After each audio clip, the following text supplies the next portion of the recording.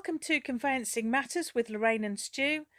Join us for a chat about all things property.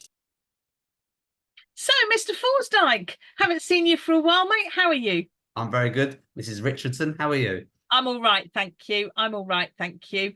Well, another YouTube chat, Conveyancing Matters YouTube chat. We've had a little bit of time off over summer. Hollybobs, I've been back into practice, and actually, Stu, it was being back in practice that made me think this might be a good topic for a chat. So, Stu, the question today is: do sales progressors actually progress sales? Do I have to give a yes or a no? No, because that would be quite a short. No. Wouldn't it? That would be quite a short chat. So something I've noticed, because I only, I'm not in practice full time. So anybody watching this who is in practice full time still will be rolling their eyes and saying, well, Lorraine, what do you know about it? Oh God, Lorraine, we have to deal with this every day. Oh, If exactly. you only just come to the party. Oh. Well, to be fair, no, but I think I had an extreme example over summer, so I thought I'd share it with you, Stu. So I think the first thing to say, of course, is that there are lots of excellent estate agents out there, and lots of conveyancing firms have very good, very positive relationships with estate agents, and lots of sort of mutually beneficial relationships.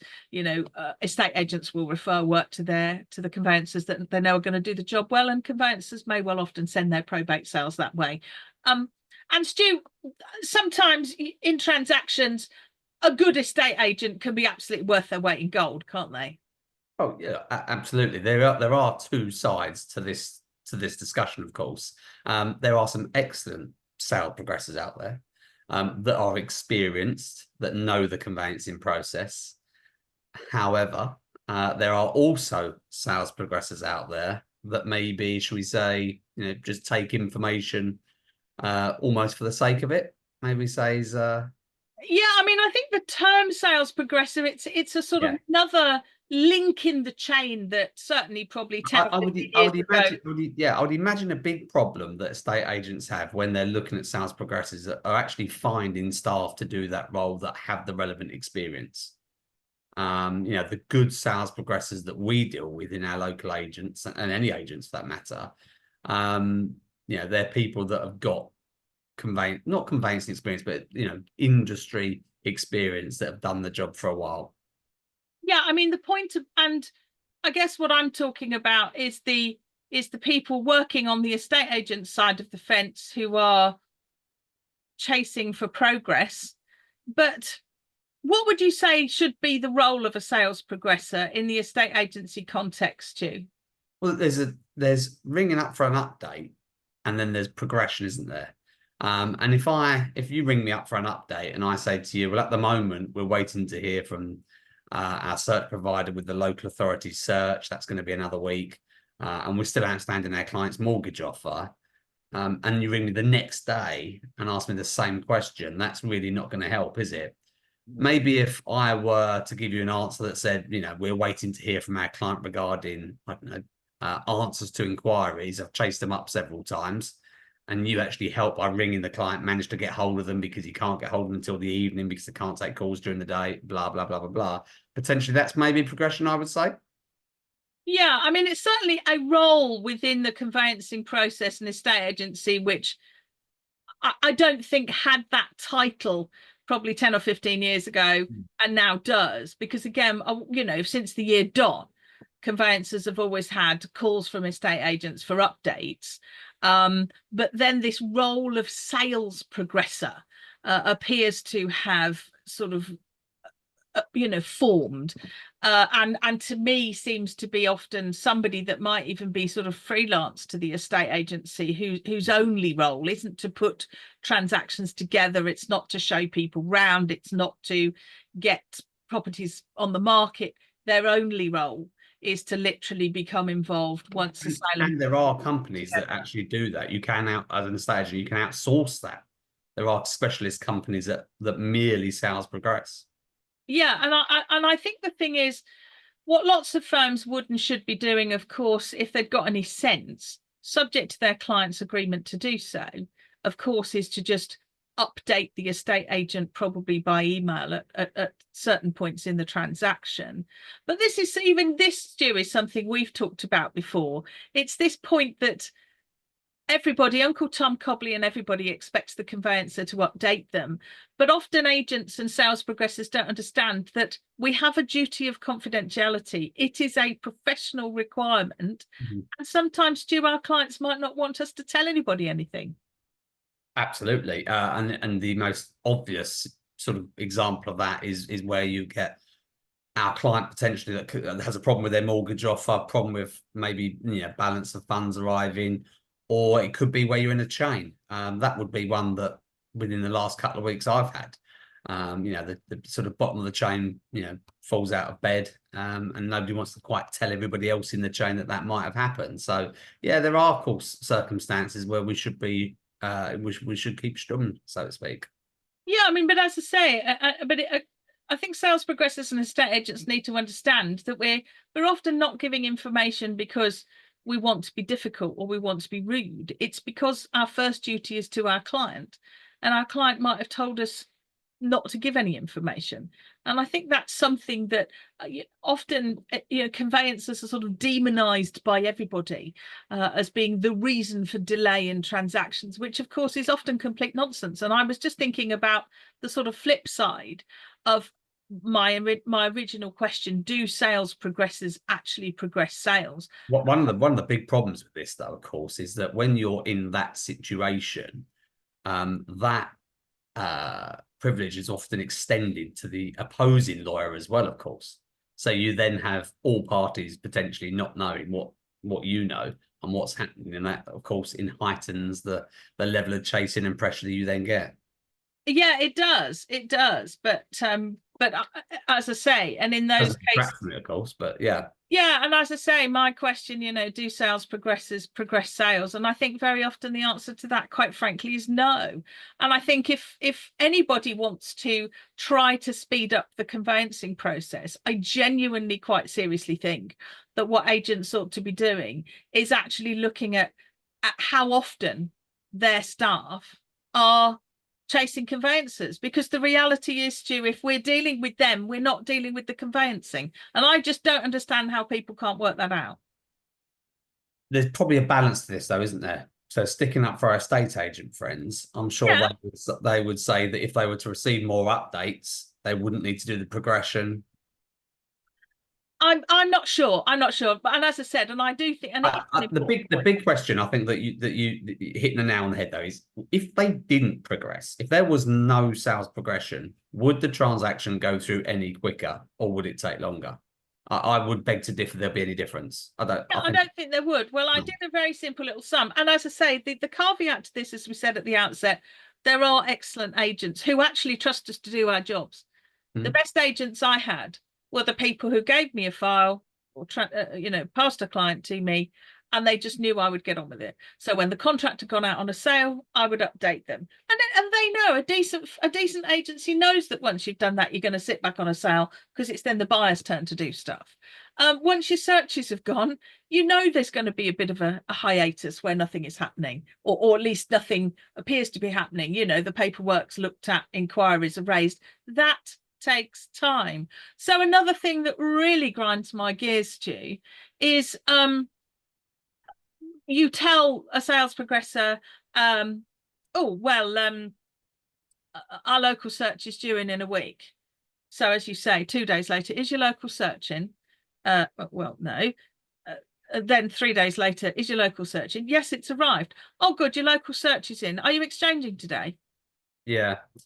I think for me that it's even more complex than that, where the real issues kick in. And for me, it's all surrounding, and I don't mean this really horribly to some stages, but it's that lack of knowledge insofar as, raising inquiries is not a static one-off thing. You may raise a set of inquiries, but the answers may give rise to additional inquiries or a search result. You may have raised inquiries before a local search arrives, and then you may have raised more inquiries. It's not a static thing. Same with money laundering and bank statements and stuff like that. You may have received something, but it's this reliance on a tick box exercise that you've received a bank statement, you've completed that task, and then you may give an update that you're doing something of a similar ilk later down that. Well, why are you doing that? You told me that was already done at the start. Well, actually, yeah, I'd done part of it at the start, but it doesn't work like that, you know. And I think for me, it's the ongoing kind of issues regarding inquiries and actually progressing a transaction. If only it was simple that you raised 20 inquiries, you got 20 answers, and that was the end of it. Yeah, exactly. I mean, if you get a local search, it might reveal a TPO that should have been on the PIF but wasn't. It might reveal enforcement action. Well, the answer, so just you might have a whole load of other issues that to highlight your point, when does a sale progressor say, have you received your local authority search? You say yes, and they say, was there anything in it that necessitated you to raise more inquiries? Yeah, or it was, you know, is there anything is it of concern? You know, they've never asked that. So basically, what they're doing is they're going tick, yeah, and that information that then can be relayed to this to the client can cause problems because the client then relies on what they've been told. And then, of course, we all end up in this situation where we're slightly pulling in different directions. Yeah, and again, something, and you've just reminded me, Stu, that really, really, really, and this is, I think, and this is actually, in my view, now that you've mentioned it, I think this is an absolute byproduct of this pointless sales progressing, is lots of conveyancers now.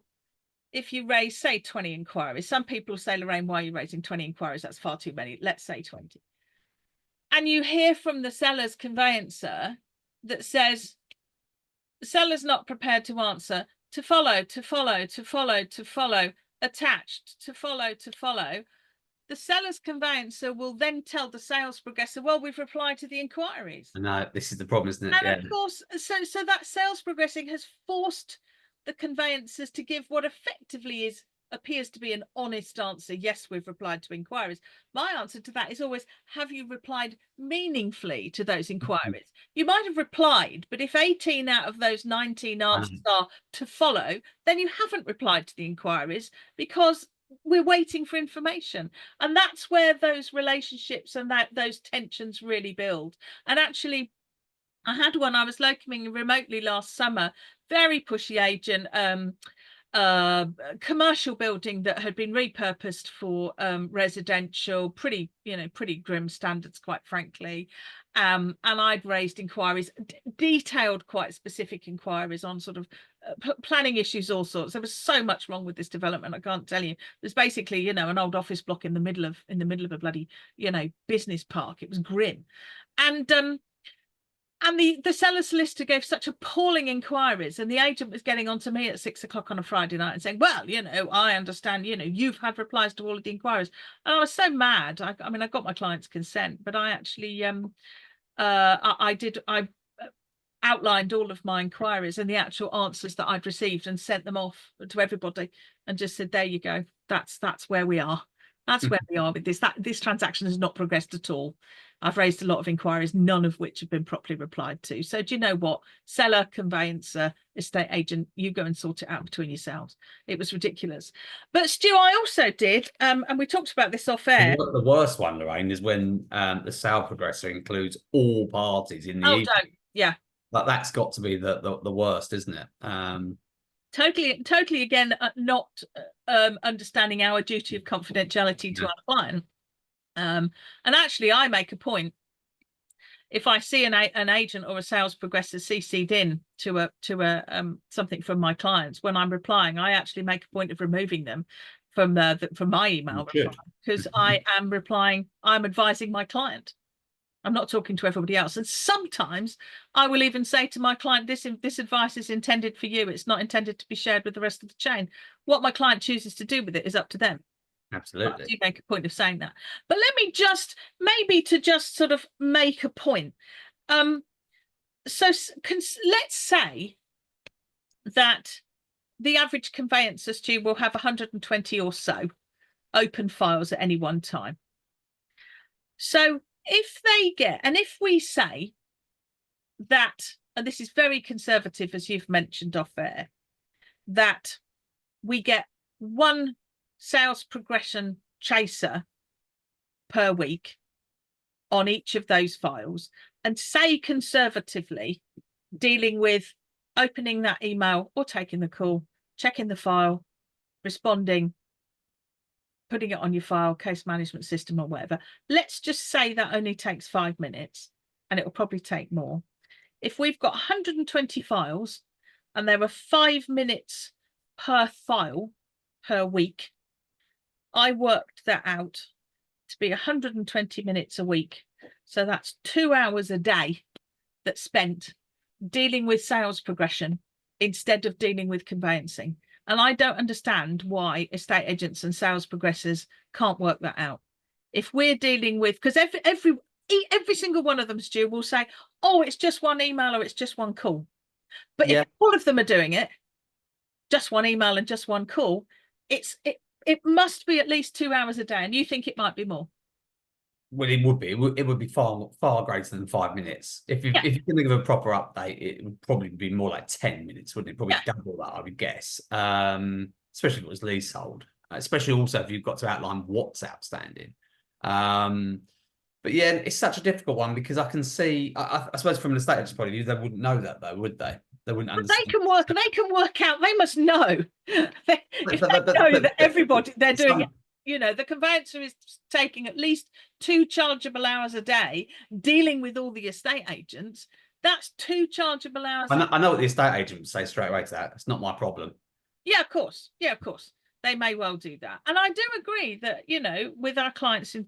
But the key up to date can be helpful. But if the sales progression actually moved the matter forward, saved it from going abortive, or got it completed, say 4 weeks quicker, then the argument would be, yeah, maybe it isn't your problem and you're right because your job is proved to have worked.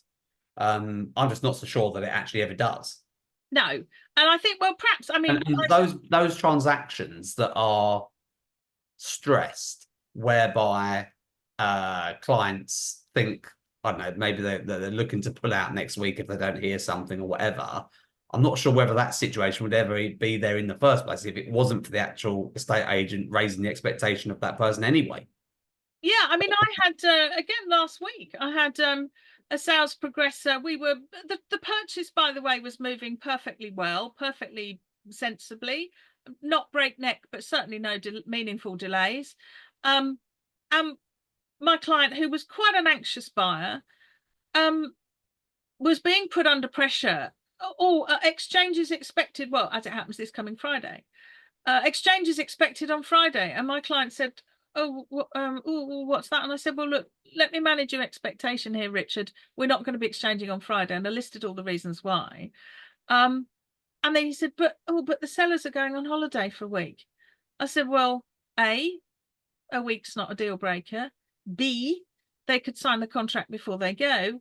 And C, their conveyancer can probably get hold of them while they're away. Unless they're going to the Arctic these days, they're probably going to be contactable to give authority for exchange, if exchanging while they're on holiday is that much of a big deal.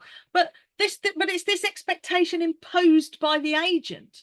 We will be exchanging next week. I think you're hinting on the fact that it's the actual estate agent's agenda, isn't it? That they want to exchange this week, more so sometimes than the actual client. The thing is, I was getting no hint of that from the seller's solicitor. So there was no. But that would be extremely common, wouldn't it? Yeah. I mean, the amount of times that you would hear that everything is, the world is going to end if something doesn't happen, and you actually think, well, I'll just quickly ring the other lawyer, and of course they're oblivious. Yeah, absolutely oblivious to everything. It is very frustrating.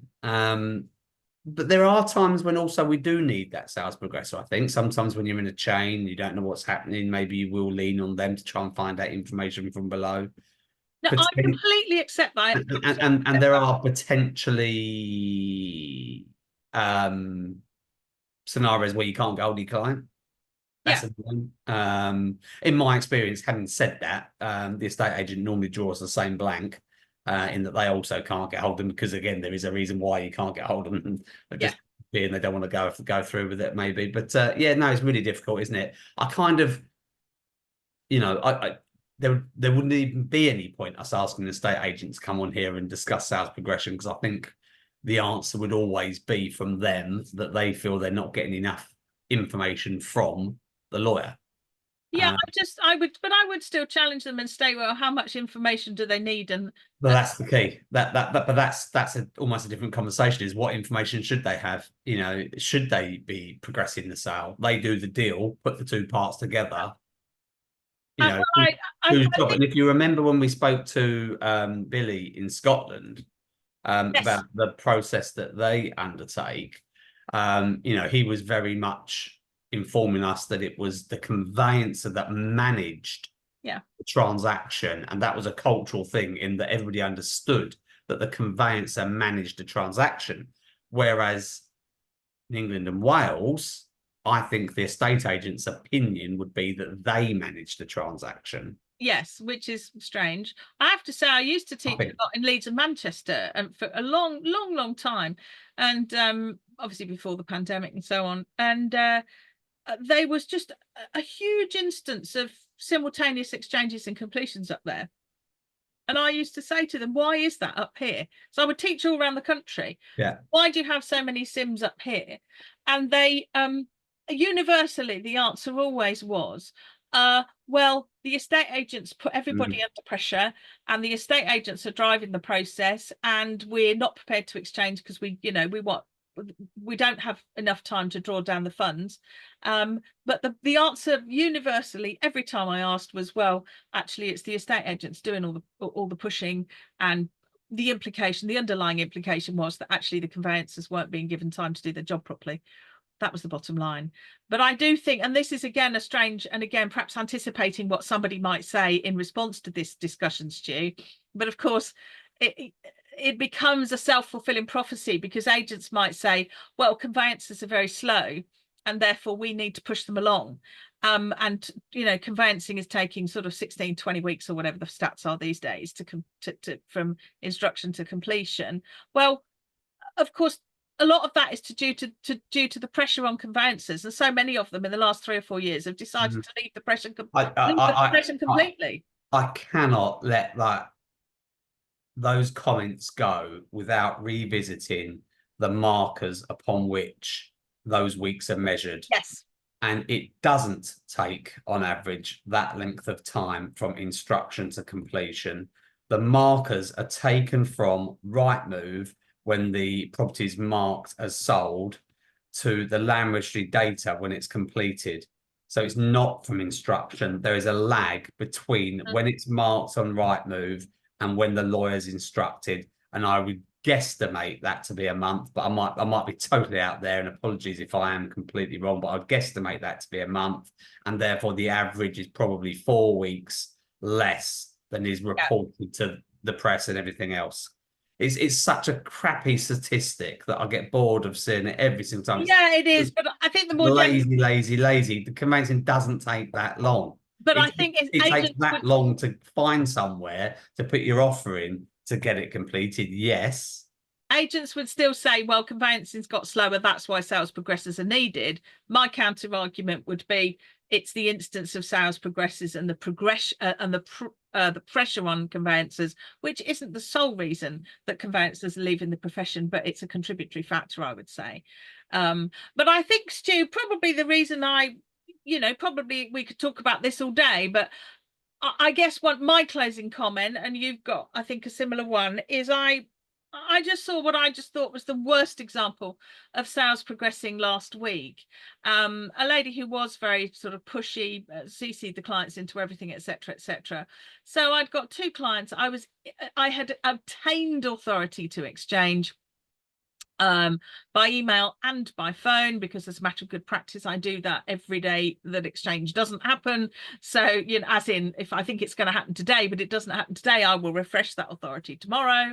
That takes some time during the day, and that the mere thing is something an estate agent doesn't understand. no Well, you had the authority yesterday. Why are you waiting to get it today? I mean, that is actually a problem that is well, so common. they might have died or changed their mind. I've had a Or they could situation have been made redundant. There's a preference. There's I've had loads. a situation where a client changed her mind overnight, and We've had two clients, not one, two, that have won the lottery. Oh my word! Oh, that's Yeah, twice in the entire in 18 we've had two clients. Again, so they changed their mind. Well, I suppose at least they could have gone ahead with the purchase at worst. But the thing is, last week I was in the process of doing the conveyancing process. I was doing my job. And in amongst all of that, I had spoken to the second client to get their authority. The agent of the sales progressor had clearly phoned them or contacted them. And literally within seconds of me having that second phone call, I got another email from this woman, probably the fourth of the day, that actually said, I understand you've got your client's authority to exchange. Please tell me exactly what time you will be ringing the solicitor on the other side to exchange. Tell me what time you will be ringing. And I was so angry because what possible contribution to the transaction could that communication make? And I have to say, I deleted it. I was so angry, I just pressed delete. You should have replied saying, I'm going to have a coffee and something to eat first. Well, do you know what? I wasn't even fill a few forms out. That's what you should have said. I've got some forms to fill in. Oh, do you know, I wasn't even prepared to give her the time of day. I resented the nanosecond it had taken to read it and for me to press delete. I was that angry. I think also it goes back to this again, the skill set of the sales progressor. And we could talk about this within, crossing our industry as well, perhaps, the skill set for people within the industry to manage absolutely everything is nowhere near what it used to be. We have so many different departments now to deal with different things. And I suppose that's the same in the estate agency. You've got negs, you've got valuers, you've got, sales progressors, it depends on their skill set. Yeah. And I think maybe to end where we started, undoubtedly, good estate agents and good sales progressors are worth their weight in gold. And I would never, ever want to suggest that everybody falls into that same sort of bucket. But I have to say, as a general proposition, in my experience, in answer to the question, do sales progressors actually progress sales? Given the amount of time that it takes conveyancers to deal purely with that element, I would have to argue that the answer to that's no. And I think that is even more synonymous now with shall we say, the online. I know that term now is probably a bit historic, but the rise of the online estate agent, I think, has excelled that as well. Yeah, definitely.